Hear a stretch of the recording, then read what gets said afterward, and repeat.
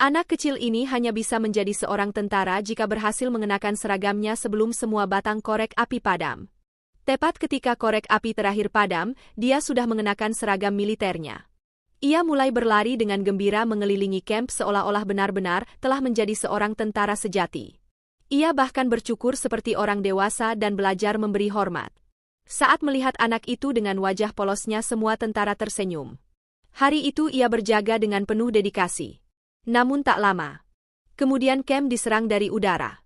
Seorang perwira menggunakan tubuhnya sendiri untuk melindungi anak itu. Ledakan terjadi di mana-mana dan anak itu duduk ketakutan di dalam parit. Melihat para tentara yang terluka, ia benar-benar memahami kengerian perang. Ia berlari ke tenda dan mulai merawat mereka dengan sungguh-sungguh. Lalu ia berdiri di tengah tenda dan mulai menyanyikan sebuah lagu untuk semua orang. Mendengar suaranya yang polos, mata para tentara pun berlinang air mata. Namun, musuh kembali menyerang.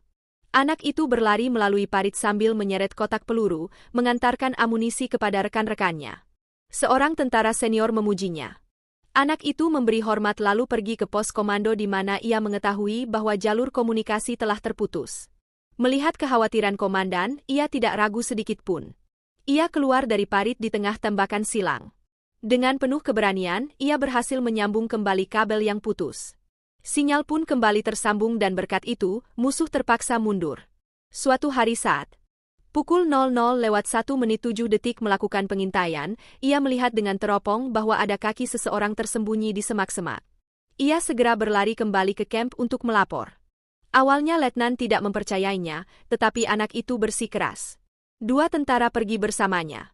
Untuk memaksa musuh keluar, mereka membakar semak-semak tersebut. Tiba-tiba 2 musuh lari keluar dan berhasil ditangkap. Kemudian anak itu bahkan menyeret sebuah tas berisi radio milik musuh yang digunakan untuk mengirimkan koordinat pengeboman. Sekali lagi, anak itu bertindak dengan berani. Tetapi tidak pernah menyombongkan diri.